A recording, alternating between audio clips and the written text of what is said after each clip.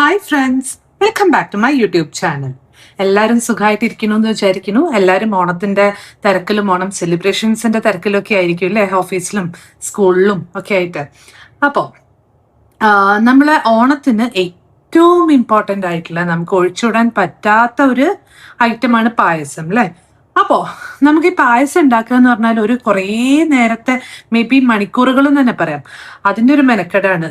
ഇതിങ്ങനെ കുറുക്കി കുറുക്കി കുറുക്കി ഉണ്ടാക്കണം. സേമിയ പായസമാണ് നമ്മൾ ഇന്നിവിടെ ഉണ്ടാക്കാൻ പോകുന്നത്. പക്ഷെ ഈ കുറുക്കലില്ല, ഇളക്കലില്ല, ഒന്നുമില്ല. വളരെ എളുപ്പത്തില് നമ്മൾ ഹാൻഡ്സ് ഫ്രീ ആയിട്ട് ചെയ്യാന്ന് വേണമെങ്കിൽ പറയാം. അങ്ങനെ ചെയ്യാൻ പറ്റുന്ന ഒരു റെസിപ്പിയാണ് ഞാൻ പറയാൻ പോകുന്നത്. അപ്പോൾ അതിനെന്തൊക്കെയാ വേണ്ടതെന്നുള്ളത് നോക്കാം. ഓഫ് കോഴ്സ് പാല് വേണം. ഞാനിപ്പോൾ ഇവിടെ എടുത്തിട്ടുള്ളത് വലിയൊരു കപ്പിൽ ഒരു 3/4 കപ്പ് പാല്. മേ ബി നമുക്കൊരു നോർമൽ കപ്പിൽ എങ്ങനെ പറയുക, ഒരു സാധാരണ നമ്മൾ മറ്റേ കപ്പ് സോസറൊക്കെ ഉള്ള കപ്പാണെങ്കിൽ അതിലൊരു 1.5 കപ്പ് പാല്. പിന്നെ ഇതാ ഈ ഒരു ചെറിയ, അതായത് നമ്മുടെ കൈക്കുമ്പിളിൽ ഒരു 2-2.5 കൈക്കുമ്പിൾ സേമിയ വേണം. പിന്നെ അണ്ടിപ്പരിപ്പ്, മുന്തിരി, ഒറ്റൊരു ഏലക്കായ എടുത്തിട്ടുണ്ട്. അതും പൊടിച്ചിട്ടൊന്നും അല്ല കേട്ടോ, ജസ്റ്റ് ആ ഏലക്കായ അപ്പാടെ എടുത്തിട്ടുണ്ട്. പിന്നെ നമ്മൾ സേമിയ എടുത്തതിൻ്റെ ഏകദേശം അത്ര തന്നെ മധുരം.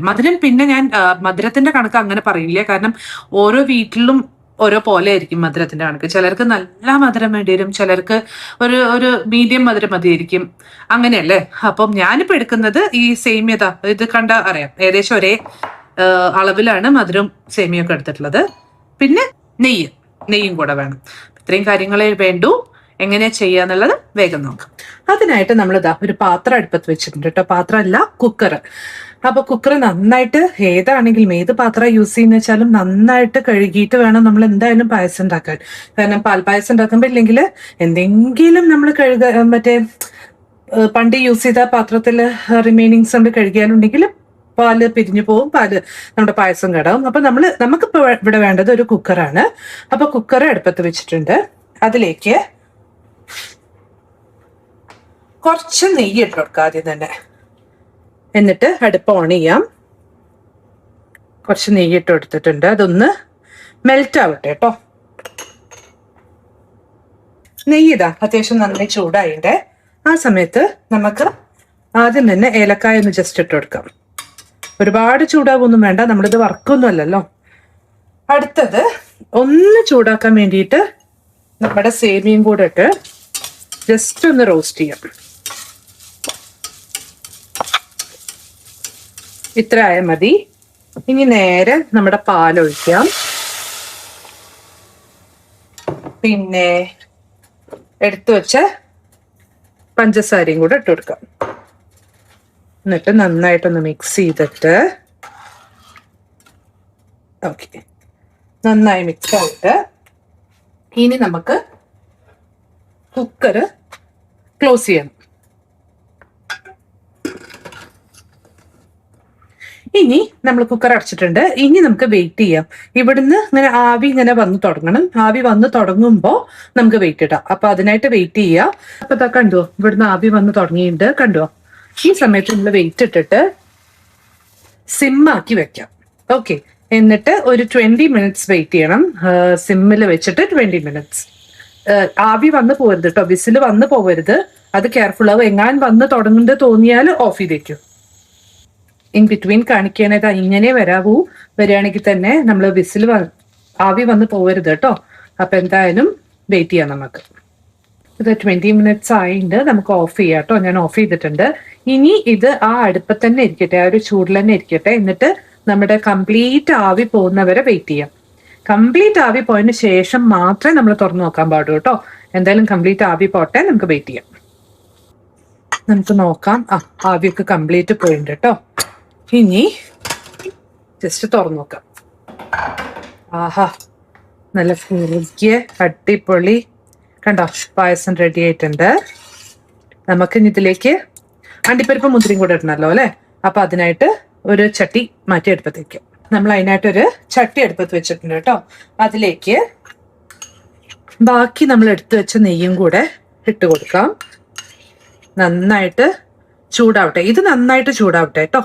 എന്നിട്ട് വേണം നമ്മൾ അണ്ടിപ്പരിപ്പ് മുന്തിരിയൊക്കെ ഇട്ട് കൊടുക്കാൻ. അപ്പൊ എന്തായാലും ചൂടാവട്ടെ, നമുക്ക് അതിനായിട്ട് വെയിറ്റ് ചെയ്യാം. നെയ്യ് നന്നായി ചൂടായി തുടങ്ങിയിട്ട്. അപ്പൊ ആദ്യം തന്നെ നമുക്ക് അണ്ടിപ്പരിപ്പ് ഇടാം. അണ്ടിപ്പരിപ്പ് ആയി തുടങ്ങുമ്പോ മുന്തിരി ഇട്ടാൽ മതി. കാരണം മുന്തിരി വേഗം ആവുമല്ലോ.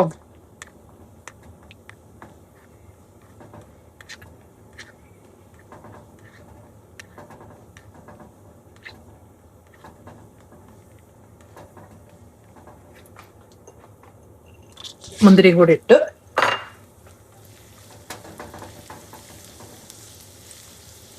റെഡി ആയിട്ടുണ്ട്. ഇനി നമുക്ക് മാറ്റാം.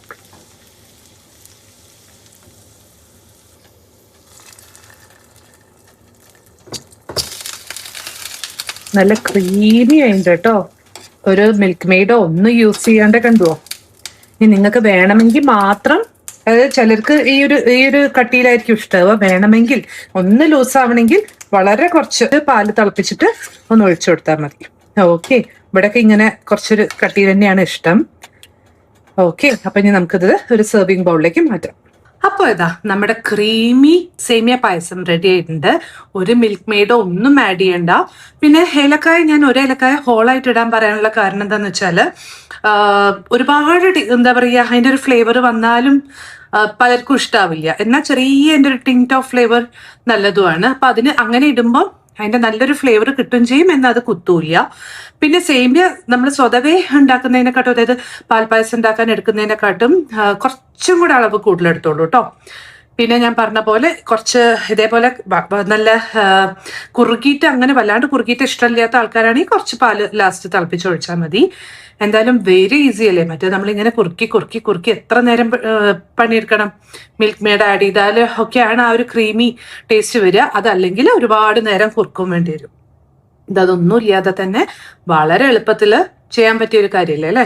അപ്പൊ നമ്മൾ ശരിക്കും ഓണസദ്യക്ക് ഉണ്ടാക്കുന്ന തിരക്കിലാവുമ്പളേ ഒരടുപ്പത്ത് തന്നെ ആക്കി വെറുതെ വെച്ചാൽ മതിയല്ലോ. ഇത് ഇളക്കിക്കൊണ്ടിരിക്കൊന്നും വേണ്ടല്ലോ. ബാക്കി അടുപ്പുകൾ നമുക്ക് ബാക്കി ഐറ്റംസ് ഒക്കെ ഉണ്ടാക്കുകയും ചെയ്യാം. അപ്പൊ എന്തായാലും എല്ലാവരും ഈ ഓണത്തിന് തന്നെ ട്രൈ ചെയ്യൂ കേട്ടോ. അപ്പൊ വീഡിയോ ഇഷ്ടപ്പെട്ടെങ്കിൽ ലൈക്ക് ചെയ്യൂ, സബ്സ്ക്രൈബ് ചെയ്യൂ, കമന്റ് ചെയ്യൂ, വേണ്ടപ്പെട്ടവർക്ക് ഷെയർ ചെയ്യൂ. അപ്പൊ അടുത്ത വീഡിയോയിൽ കാണുന്നവരെ ബൈ.